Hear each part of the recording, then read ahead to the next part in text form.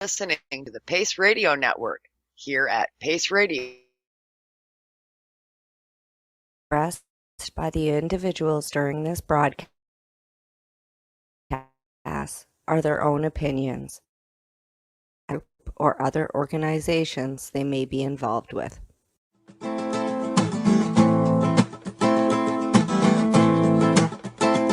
want to tell you all a little bit about a plant I know that can save the world. It grows long and tall and has flowers that can make your mind swirl. It's a funky plant with a fiber. Hello and welcome to Grassroots Advocacy, the audio files. It's October the 20th, 21, and this month we're going to go cover to cover with issue 15. I'm Al Graham, and as you can see, Tamara joins me here as we are live on the Pace Radio Network's Facebook and YouTube pages, and afterwards we'll be podcasted at paceradio.net. Good morning, Tamara. How are you doing? I'm good, Al. How are you doing this morning? Oh, not too bad. How's the cat? Well, that's why we're late, because she decided she was going to turn the power bar off on the computer. So, yeah, I apologize. It's Jinx's fault because, she just, everything went down. Everything went down. Just as we were about to go live. Yeah. Everything was shut off, so we had to get it restarted. Yeah, right. And the stupid Mac takes forever to reload for some reason. Like, just always seems to be very slow. So. Yeah. Well, Yeah. it happens over time, right? We've had these technical difficulties before, but to be fair, this is the first time we've done this, where we're actually on StreamYard doing Grassroots. So, yeah, actually, we did one episode before the summer, and then we took the summer off. But this is the first time we've done it actually with you and me in the picture. Yeah, we had avatars the first time. No avatars. That's right. Yeah. Right. Okay, so to let everybody know what Grassroots Advocate, it was a magazine that Pace published many years ago. And when we started the radio network, we thought, well, okay, instead of having the just in the print form, let's do it in audio as well, right? Right. Yeah. Yeah, absolutely. So this issue was this is issue 15. It was originally published in September of 2018, so 3 years ago. And some of the information will seem like a flashback in time, but some of the information never gets old, which is why we do this. Absolutely. And we got to continue doing this, because if we don't keep advocating and educating, because even though cannabis is, kind of getting more mainstream as we go forward with legalization, there's still lots of people with lots of questions. And it's always good to look back and make sure that, we either recorrect, or just make awareness, right? Keep the information going out there, because as we reported last week on the Reefer Reporters, people are still getting hung for cannabis. The fellow was 41. He was sentenced to hang in Singapore. Recently. I know. Yeah, I read that. Right. That's unbelievable that in this 2021 that cannabis is still being looked at as such an issue. Like, we've got so many other bigger problems to worry about than a plant. Yeah, exactly. That's for sure. All right. Well, shall we get started here with issue 15? Sure. You go right ahead. I'm trying to find it again because my phone won't let me open it. I'll find it. I found it. Yeah, I went to open issue 15. I had it open on my phone, and now it's telling me it won't open. Oh, well, you're going to have to hit the reload button. Yeah, I'm going to do that here where I'm just... All right. See, you're still dealing with those technical problems from before the live show. It's just not how I'm just not. Cat didn't get into this one, did it? No, the phone didn't move. Like, that's why I don't understand why it's gone. Like I said, I'm having issues this morning. Like, just issues. Okay. We'll get it all figured out. You can see the picture on the screen. Yeah, absolutely. Right? Yeah. You keep searching. And, I will.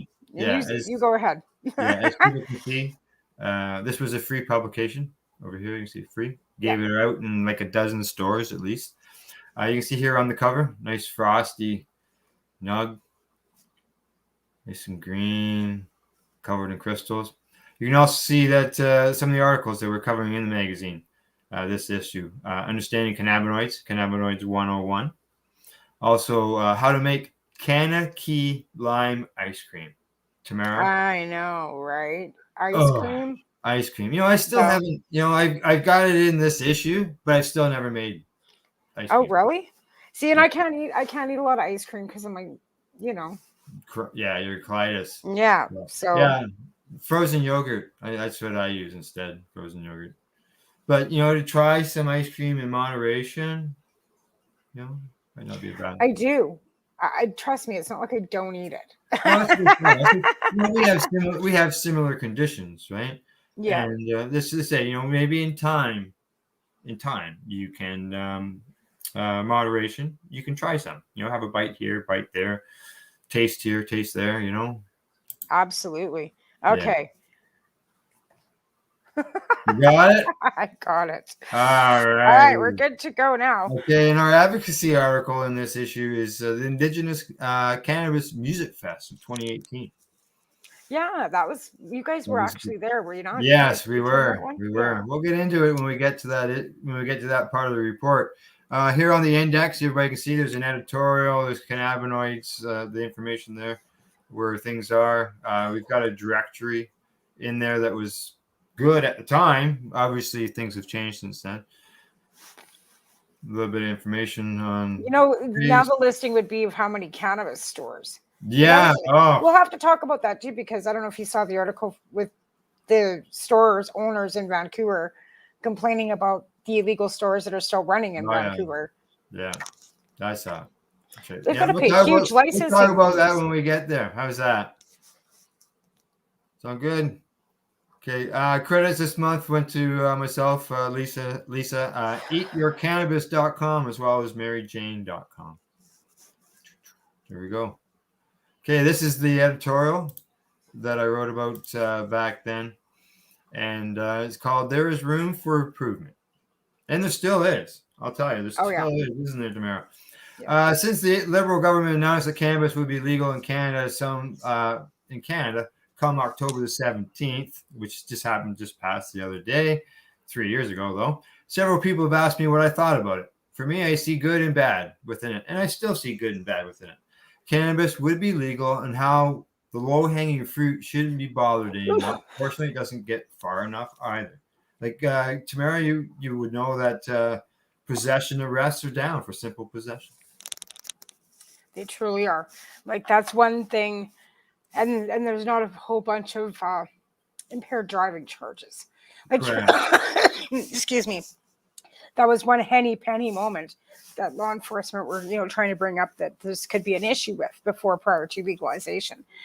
And there really hasn't been that many. No, it hasn't been a major issue. Even you don't hear a lot of issues, period. Like, to be fair, sure, there's the odd, big grow that gets busted in Ontario, or the odd big grow, but it's not like it was. It wasn't like people were getting busted for 6 plants. Like, no, exactly. It's not.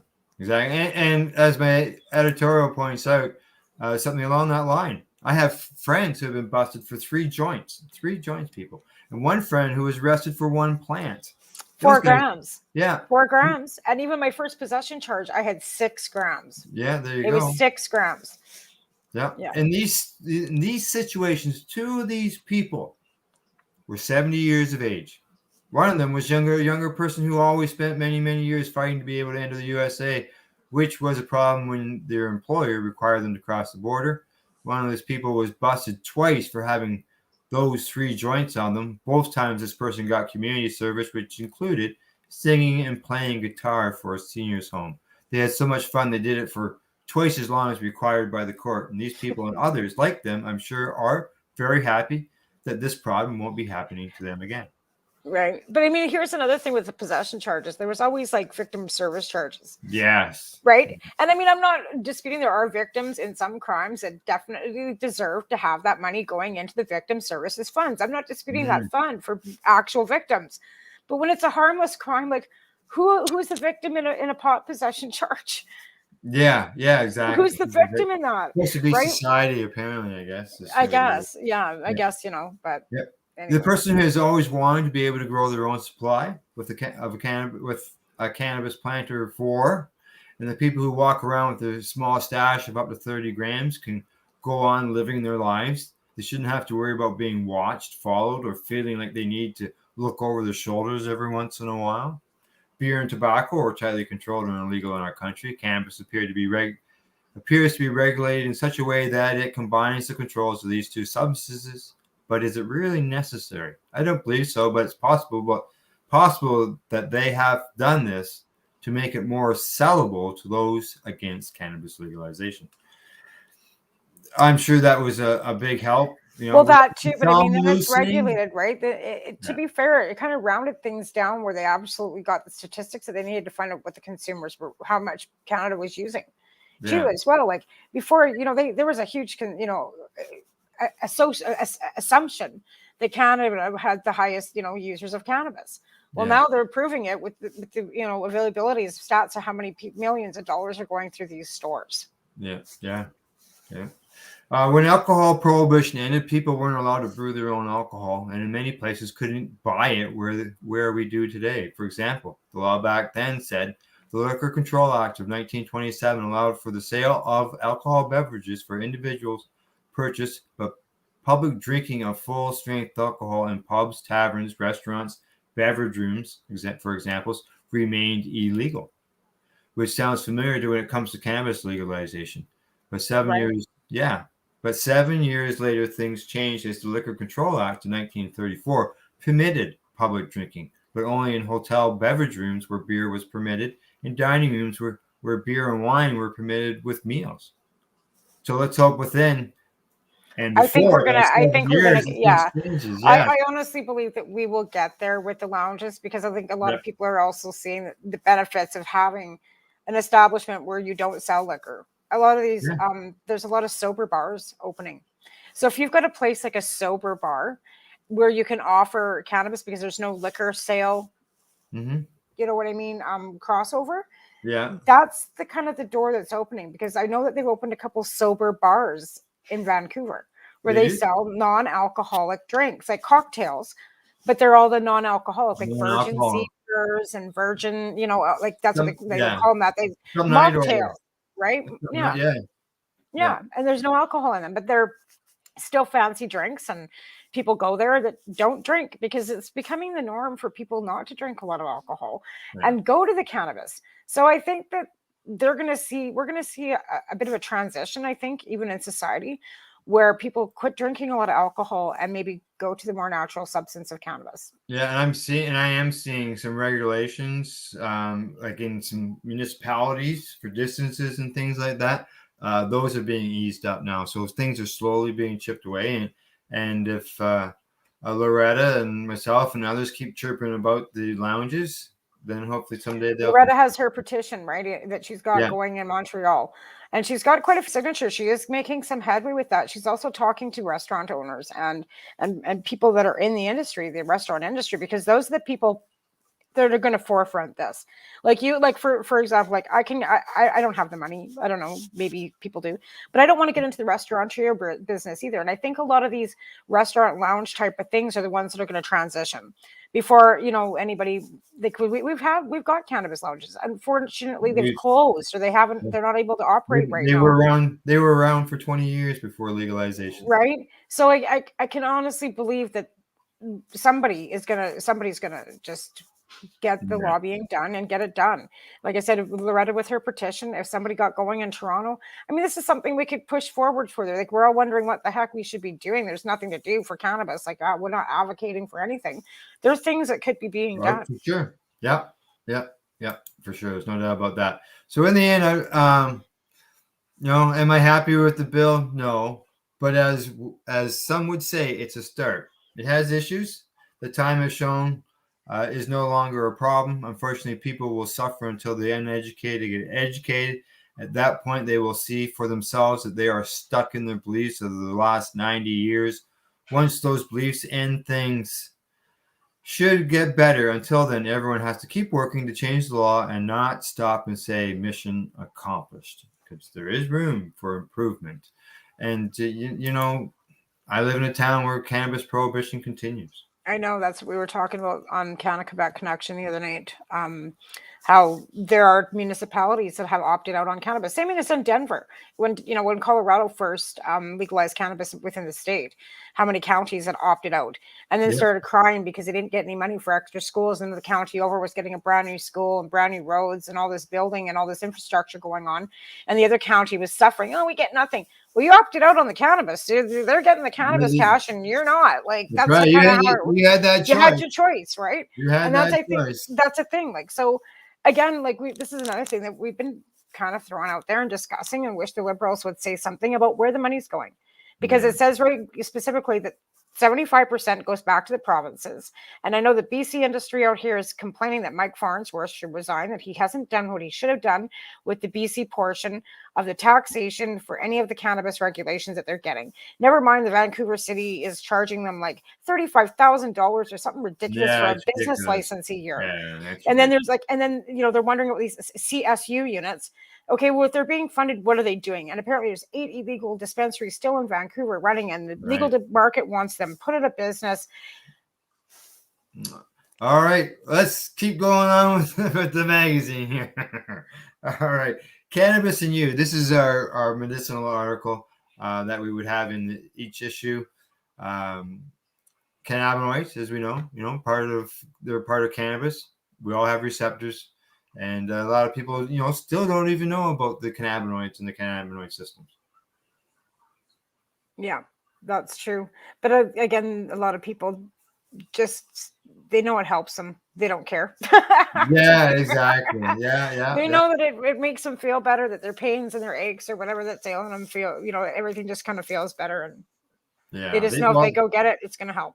And after all this time, all these years of cannabis and everything, it wasn't until 1992 that researchers detected this substance that combines cannabinoid receptors for the first time. All this time, 1992. It wasn't that long ago, 28 years ago. Yeah, I know. Not even 30 years ago. Yeah, I know. There's so much more research that could be done, but right now, I don't know. There's so many other things that are outweighing where medical research should be going, to be fair. That's right. Now, they called it an anandamide, which comes from a word, anana, I can't even pronounce that, for bliss. And amide is due to its chemical structure, they say. So part of the word means bliss, happiness, right? Of course. Well, that's, the euphoric part of cannabis, right? Yeah, that's right. Yeah. Today, they say there's over 200 related cannabinoids within the plant that, resemble the endocannabinoid systems within our bodies. Like, who would have thought? That's all that in one plant. Well, they, even years ago, they knew that there was so many compounds that were, combined together were beneficial. Like, we're talking in the 70s, right? That's right. But again, like, there's so many, phytocannabinoids that have been identified in the cannabis plant, like many of which, have been documented in medicinal value. And I think that's the thing. There are so many medicinal properties in it, but it's still not recognized by Health Canada. That pisses me off, kind of. Yeah. Yeah, and these things are all, terpenes and all that cannabinoids. They're involved in the resin glands. We call them trichomes. And we always look at them with those little glasses, little magnifying glass, to see if they're ready or not. Yeah. And the amount of resin produced and its cannabinoid content varies from plant gender, growing conditions, and harvesting time. The stability of the cannabinoids in harvested plant material is affected by moisture, temperature, light, and storage, and will degrade over time in any storage conditions, they say. Yeah. Well, another thing, like, there's never an expiry date, they say. Yeah. Is there none on the legal cannabis containers?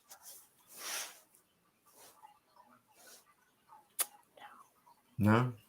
No. And that's been a debate that I've had with other people, and no, there's no expiry dates. Apparently, it just lasts forever. That's too bad. Yeah. Let's see. They also say that when cannabinoid causes a receptor to act in the same way as it would to do it naturally occurring hormone or neurotransmitters, then it is labeled an agonist. On the other hand, if the cannabinoid prevents the receptor from binding to the naturally occurring compound, therefore causing the resulting event, pain and appetite alertness, to be altered and diminished, in a labeled agonist. Researchers mounting to better understand how specific cannabinoids can unlock and lock, in some cases, specific receptors. And they're still, all these years later, still researching all this stuff, eh? Mm-hmm. Yeah. Yeah, like I said, there's so much research that could be done. Yes. So, and I mean, like I said, to be fair, there are studies that have come out of Israel, but I don't know how many. I don't know. Like I said, things are right now so different and difficult and complicated. Who knows what research is being done on anything? Yeah. Cannabinoid receptors, for those who are wondering, the primary cannabinoid receptors are identified as cannabinoid type receptor CB1 as well as CB2. And the receptors can be unlocked by three kinds of cannabinoids: endocannabinoids, photocannabinoids, and synthetic cannabinoids, which obviously the synthetic ones are created in a lab somewhere. Yeah. Well, they do have pills. The doctor can prescribe you. I'm not even. I can't even remember what the heck it's called, but it's THC in a pill. Yes. Yeah. What the heck is that stuff called? I can't remember.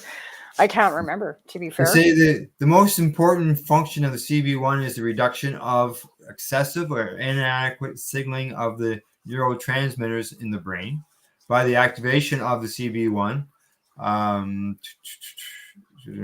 They say, for example, the THC binds to CB1 activity in this pain circuits is inhibited, thus resulting in reduced pain. So CB1 can help with pain. They say also many other symptoms such as nausea, muscle spasticity, and seizures can be diminished with cannabinoid therapy, as well as CBD2 or CB2 are primarily associated with the immune system. Hello, you and me, eh? The immune system issues. Yeah, but you have to wonder with all these breakdown, like, are we talking like combined all this stuff together? Like, I mean, breaking it down, like, where are you gonna be able to walk into a store and say, or anywhere, any grower, can I get some CB2R1? Well, yeah, you gotta find stuff that's got like, but it's not labeled like that anywhere either. Like, no, here, you know what I mean? Do you go to your even the plants that we're growing, right? Yeah, well, a lot of people have been using the indica and sativa end of things, and they're not even doing that anymore. So no, like, so it's, I mean, it makes it just more complicated. Like, are we overcomplicating this for ourselves? Well, myself, I always stick to Afghanistan because Afghani strains because I found them always better when it comes to that, because they talk about here the immune system. They talk about in places like the gut, the spleen, the liver, the heart, the kidneys, the bones, the blood vessels, the lymph cells, some glands, reproductive organs. They're all parts where the CB2 receptors are. But yeah, they don't label things like that on bottles anywhere. No, like that's why it's kind of like all these research is. It's kind of like any other research. It's like all this broken down stuff, and it's like, Now, what do you think? They talk here about the entourage effect. That's something that we talk, as cannabis patients and advocates, we talk about that all the time. And they say the concept of the entourage effect was introduced in 1998 by an Israeli scientist. And they say the theory of that cannabinoids within the cannabis plant work together through a network of coincidental relationships as part of a greater organism and affect the body in a mechanism similar to the body's own cannabinoid system, endocannabinoid system. Basically, these compounds work better together than in its isolation. Yeah. And I kind of agree with that. Like, I'm not a scientist. Like, we all know that. But I do agree that it seems to be better. I don't care for distillants, to be honest. Like, I just don't find I get much out of them. Yeah, okay. Yeah, I mean, full spectrum, yeah, for sure. Yeah. But I mean, anything that's like broken down into CBD or CBN or anything else, it's clear. It doesn't do anything for me. And yeah, where I'm located, as we've mentioned, I'm in a prohibition town, so we don't have any cannabis stores here. So people around here, we have to leave town to go get it, and then people just grow their own.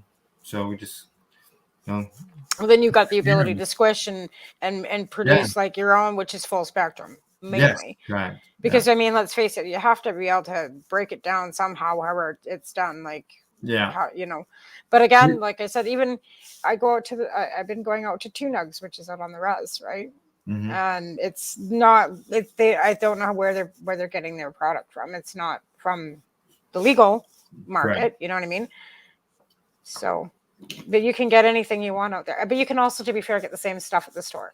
You can buy anything you want at the store. You can buy hash, you can buy shatter, you can buy oil, you can buy CBDs, you can buy edibles, you can buy drinks.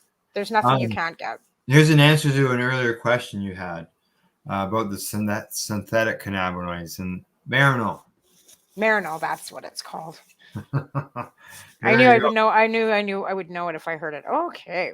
Let's Yeah. get on to the recipes. Right? Yum, that Yeah. looks pretty good. Spinach and artichoke. Never tried artichoke, to be honest. Neither have I. Now, this comes to us from eatyourcannabis.com. They've got a pile of recipes there, believe me. Go check them out. Eatyourcannabis.com, because that's what we're doing, right? Reading your cannabis. Yeah. No different than any other leafy project, such as spinach. No, absolutely. It's a green plant. Like, of course you're going to eat it. Why wouldn't you? That's right. That's right. So they talk about you need some fettuccine, you need some artichokes, drain them. Some mushrooms if you want to put them in there. That's up to you as far as what kind you want to put in there. Onions if you want to put onions in it. Cloves of garlic. Oh yes, got to have some garlic in there. Yeah, absolutely. Yeah. Yeah. Basil, thyme, salt and pepper if you want to add some taste, or if you're allowed to have it. Unlike myself. See, red pepper flakes. 2 cups of washed baby spinach. That's the small stuff. That's the stuff that I like. Yeah. I don't like the stuff that Mom used to make when I was a kid. The mushy stuff, the stuff that came in the freezer it's all mushed together. Yeah. Oh, the frozen stuff that we have to eat. Like, the only time I buy that is to make a spinach dip, to be fair, but I add the fresh, but that's frozen mushy in a pan. Like, even my mom still, like, it gets fresh and she'll like boil it in a pot with some water till it's like mush. Yeah. Also, you gotta make sure you throw some can of butter in there, and it just sounds like you combine a whole bunch of stuff together. Yeah, it looks like it's vegetarian too. Like, there's no meat in it at all, so it would be a vegan. I'm not sure about vegan because it might have something in it that's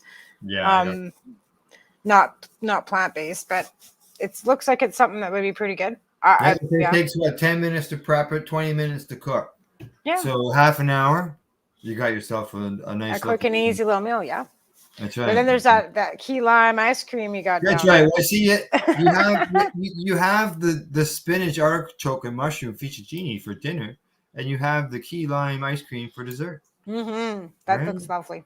That does. Yeah. Look What do you need for that? Let's see. So you need a 1.5 quart ice cream freezer container in a large saucepan, a strainer, large bowl, 2 cups of can of milk. So you got to make some can of milk ahead of time. Yeah. Some half and half, some sugar, only half a cup. Surprisingly. Yeah, it's not too bad. Yeah. Oh, this is basically like straight up made like from scratch. Egg yolks, vanilla, and key lime juice. Yeah. Some wafers. Yeah. Yeah, no, that looks good. You must need an ice cream machine though. Well, they say you got to heat stuff up, get it all melted, blah blah blah, and remove from the heat. Whisk the egg yolks. Add the cup of hot can of cream from a saucepan. I'm just trying to quick read through here. Throw it through a strainer. Mixture through a frying strainer. Chill cream uncovered refrigerator. Yeah, there you go. No machine. Let chill for 12 to 24 hours. Pour mixture into cream freezer container and freeze. Ice cream freezer container. Huh. You don't absorb it, I guess. So it's not like ice cream. It's not the same. Right. Yeah, it's not the same. But it's a different way of making ice cream. It looks like something you can make at home easily. Yeah. All you need is a freezer. Right? That's awesome. Yes, exactly. I agree. All righty. Well, shall we get into the last article here? You betcha. All right. This is there's Al Rapp right in front and center. Yes, there he is. Yep. This was the Indigenous Cannabis Music Fest, and this is our advocacy article, keeping pace, keeping people advocating cannabis education is the idea behind it. And yeah, there was it was quite the event. I can tell you that. I know we had a good time. As you can see, there's Al Rapp, our former producer. We were with him when we covered this event. Mary Jane was there. Kim came down from up north. We spent the weekend in a camper down there. I bet it was a blast. Was it cold? No, I think it might have been a little cool maybe that night, but through the daytime and everything, it was nice and warm. Because it was right around this time of year too, wasn't it? Yeah. Yeah. September, I think, is when it was done. By the time I got this printed up and all that Right. got out, right? So it probably would have been late August. And they did this more than once, did they not? No, just one time. Just the one time? Yeah, exactly. This was done by Tim Barnhart, owner of Legacy 420. Right. He also had some help as well. Kelly Miracle, Jordan Brandt, Kevin Shenagesh, many more people were involved in this. There was 15 bands that played. There was artists. There was vending areas. People were selling products. It was I know we had a terrific time there. That's great. It's always fun to gather together at these events. Like that's one thing I think that really I've missed is, being able to go and do stuff. Yeah, it was a big undertaking. They had to get electricity and everything all brought in. They had to create a road into the place. But they ended up with a great big stage set up, and like I said, there's 15 bands were there performing. That's amazing. Yeah, that's a huge event to undertake. Like even small events are a lot of work. Like it doesn't matter, bigger events are more work. Little events are still work. Even like going to a market for you, like loading up all your stuff to go to do a trade fair, that's still a lot of work for one person for you to do. And you load up all the magazines and your tables and take all your stuff out to go and advocate at the flea markets like you were doing prior to all this. That's a lot of work too. Everybody that does do every little tiny bit, like big events like this or little events, or even just like I said, going out like you did with the, to the flea markets and, with Wayne and whatever, all that counts. That's right. And, that's where the Grassroots name comes in for this magazine. Right. We should also mention quick that it's Michelle Rainey's anniversary of her death today. Yes, it is. That's right. That's right. Yes. 11 years. Yeah. It's 11 years this year. Yes. Yeah. It was 10 years last year. Yeah. I always remember that because it was the first year of the expo was the last time I saw her. TY Expo. So. Yeah. I pulled out my magazines this morning that I got from Janice. So Someone's got a message. Yeah, it's me. Let's see what else happened. Skunk Magazine was there. John Vergato. Oh yes, that's right. Yeah. That was. I remember hearing about that. You guys had such a good time that weekend. That wasn't the time that Kim got all those pictures taken with what band was playing. And she was standing in front of the stage. There it is. Yeah. Yeah, exactly. Yeah. As you mentioned, there's 15 bands that played from all across Canada. Let's see some of the names. Thomas Starwalker, Claire, and Lyle Udjugland. And the friends, the River City Junction. Drezis, who is big in the Canadian Indigenous hip-hop scene, was there and has been making music for over a decade. Murray Porter from the Six Nations of the Grand River Territory was there. And he brings a mix of blues and country and humor. It was the kind of music he was doing. There was also a two-time Juno Award winner, and Derek Miller, who is from the Six Nations of the Grand River. He has accomplished 17 albums and shared a stage with the artists such as Blood, Sweat, and Tears, George Thorogood, Smokey Robinson, and the Neville Brothers. So there were some people that were there who obviously done some stuff. Yeah, absolutely. Yeah. And the big draw, the big act, closing act of that day was a band that was formed in Kingston, Ontario, known as the Headstones. Right. For those who don't know, they're a Canadian punk band. Several hits, including Smile and Wave, Three Angels, along with the Twitter and the Monkey Man. Yeah, they played those songs. I'll tell you, it was a great time. Yeah, that's one thing. There's nothing better than seeing bands outside, live, loud. Really, it is. Like, yeah, that's the picture I was talking about with Kim. Yes, I took that picture of Kim getting the finger by the lead singer there. He saw it. He saw her move around, getting in position and everything, and he just walked right over and just gave her these, right? And if you look at the top picture in the top left-hand side, you can see he's getting at me because I was down there with the camera. Yeah. He grabbed a hold of my phone, and Al Rapp snapped that picture. Oh, was he mad? It gave me that impression, but no. In the end, I don't believe he was mad, but it sort of gave me that impression at the time. Oh my! When you look around, there was all kinds of cameras and pictures being taken. That there's no reason why he should just pick on me, other than I was close. Yeah, maybe, right? Yeah. Weird. Yeah. Weird. People are weird. Yes. As far as Kim's picture, my notes say here, when the band was getting close to finishing, Kim came to me and asked if I could take a picture of her with the band on stage in the background. So I did, but he was stuck again. This time, though, he didn't grab my hands, because that's what happened the first time with me on the ground there.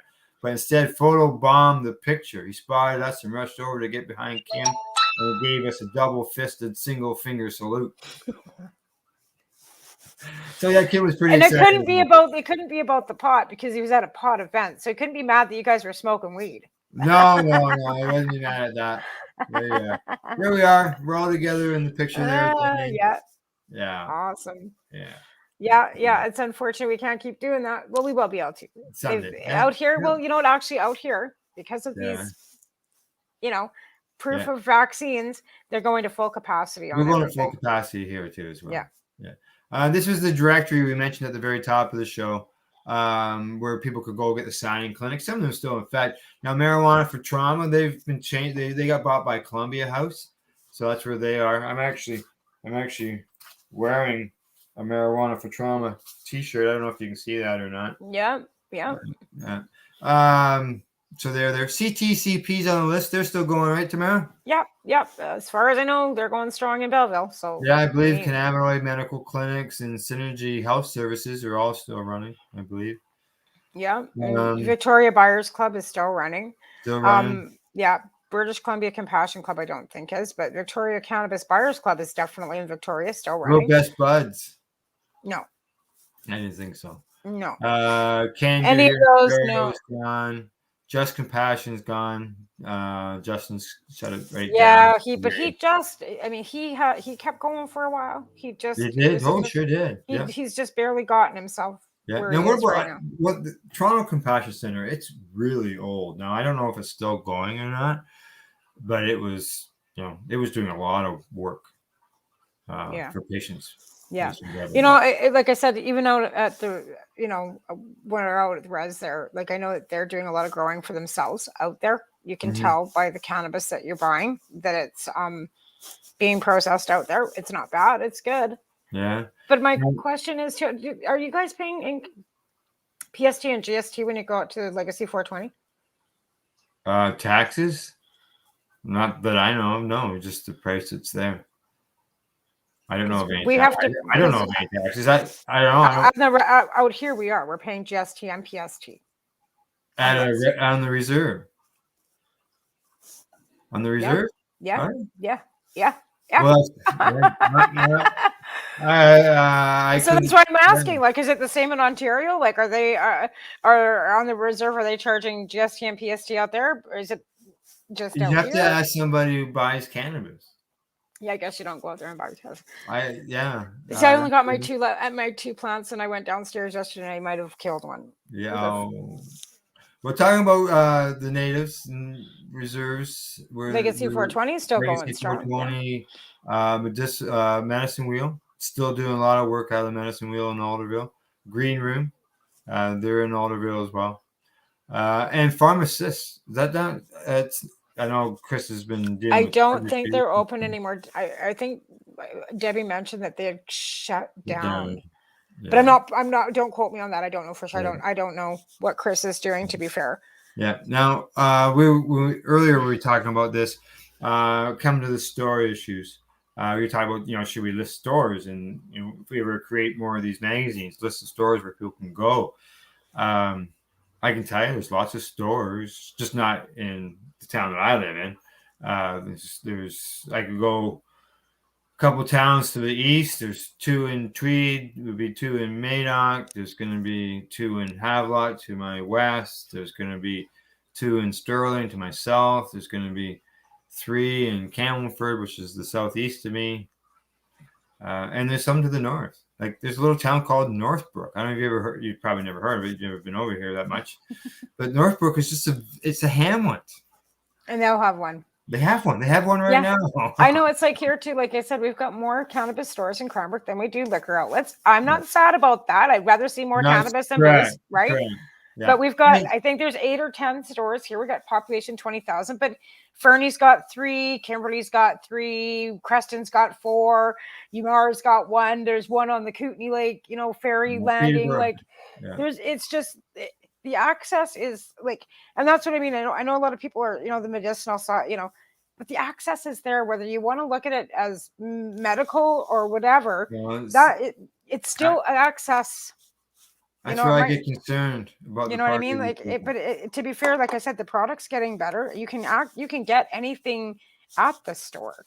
Yeah. So whether we like it or not, Al, like the access, dignified access that we all wanted, patients for rec, for whatever you want to call it, there's access. Well, there's overabundance of access. Well, you go back to that Parker decisions, and those early court decisions was based on no access.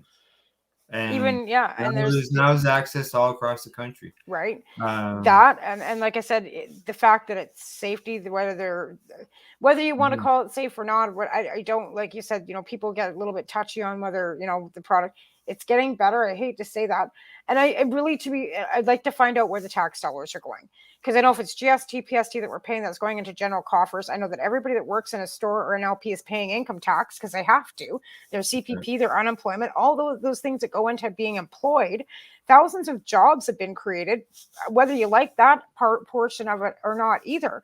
So all that tax dollar is going into the general coffers for GST, PST, how it's being, at 75% goes to the province, 25 is kept by the feds. Where's that? Where CRB? Where did all the money come for CRB? Like we're not hearing about any. Where it's helping out with equality. The thing is, we don't know that because it's going into the general coffers, right? That have been suffered. Well, we don't know that. Like I said, CRB.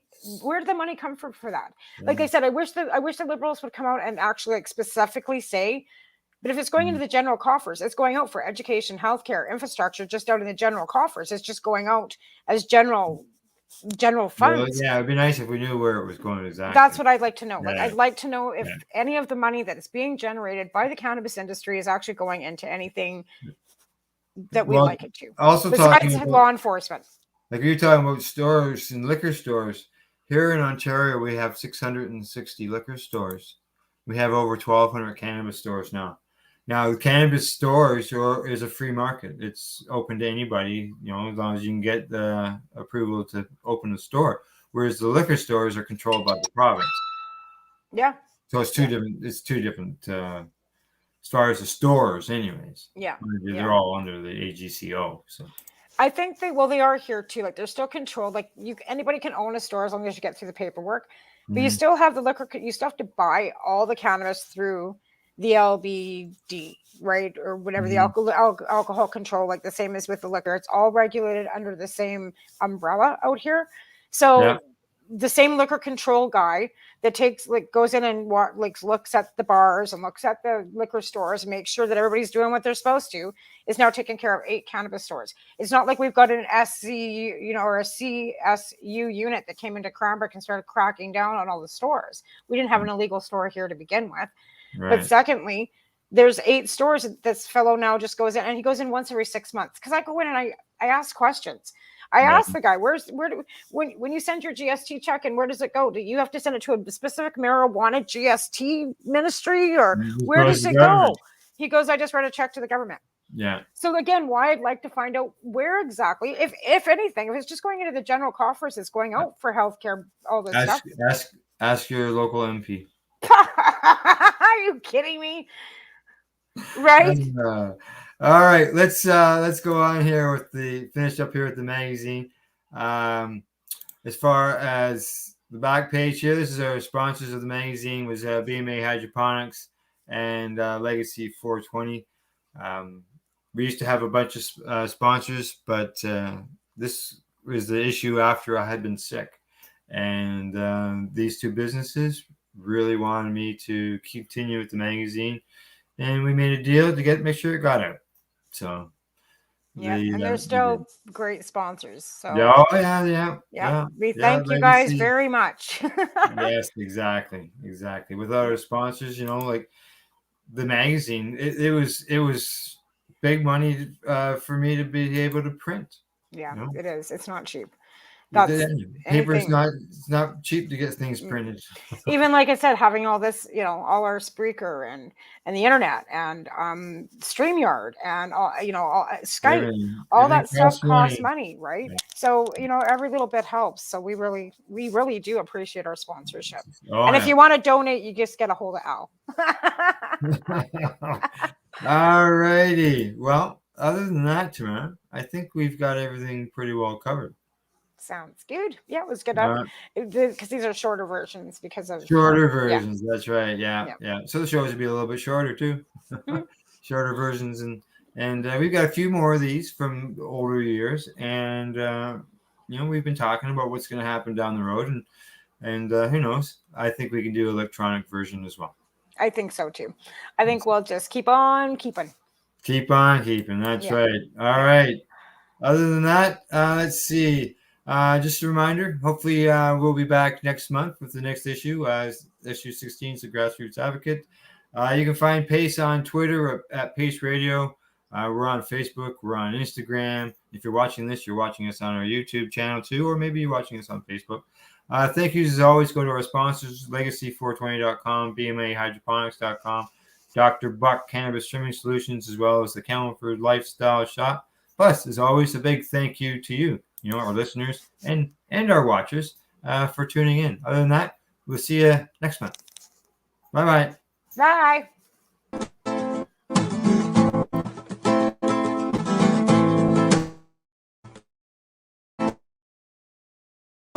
The opinions of the individuals during this broadcast are their own and may not be the opinions of their group or other organizations they may be involved with. You're listening to the Pace Radio Network here at paceradio.net. At Legacy 420, we believe in being different. Experience the difference of quality control. Our labs provide tested formulations for all of our products. Experience the difference in trust. Our customers can trust that we are following up-to-date COVID precautions for their safety. Experience the difference in accessibility. We're open 7 days a week. Please visit our website, legacy420.com, or contact us for curbside pickup as well as nationwide mail order shipping. Legacy 420 values overall wellness. Come and experience the difference of Legacy 420. Enjoy the buzz of legalization with Campbellford Lifestyle Shop. From lights to plant nutrients, books, consumption accessories, and more. We've got all your basics to grow or consume cannabis. Visit our info center or take a look at our piercing services and body jewelry, now available in-store through Campbellford Lifestyle Shop, 17 Bridge Street West, Campbellford. What do you find at paceradio.net? People advocating cannabis education. The People Advocating Cannabis Education Radio Network provides its listeners with news, information, and a place to be heard. This is done with a twice-weekly broadcast of the Reefer Reporters and by providing cannabis advocates a place to be heard through Cannabis and Coffee with Tamara and the award-winning Pace Radio Show. Catch it all here at paceradio.net. A doctor's job is to relieve your pains. And when it comes to growing cannabis, the biggest pain is trimming. Let Dr. Buck Cannabis Trimming Solutions take the pain away. Whether you're a home grower or a commercial operation, we have the cure. From 4 plants to 400 plants, garden size doesn't matter. Dr. Buck Cannabis Trimming Solutions comes to you with years of experience and professional discreet service. It's simple. We trim your weed and we do a damn good job. Visit drbuckcts.com to book your trimming. What is the People Advocating Cannabis Education Radio Network? It's a network of people advocating cannabis education. CTCP operates a medicinal cannabis signing clinic. If you want to grow your own medicinal cannabis and are located anywhere in Canada, then I'd like to suggest that you give them a call. They can be reached at 1-613-967-9888. That's 1-613-967-9888, and grow on with CTCP. Who has huge buds? You do. If you shop at BMA Hydroponics, attend one of BMA's educational seminars and learn the secrets of growing, harvesting, processing, and consuming quality cannabis and cannabis products. Learn how to make better extracts, edibles, and medicinal creams at prices you can afford. Visit BMA Hydroponics at 404 Maitland Drive, Belleville, or call 613-967-9888. The only way to go. We are people advocating cannabis education here at paceradio.net.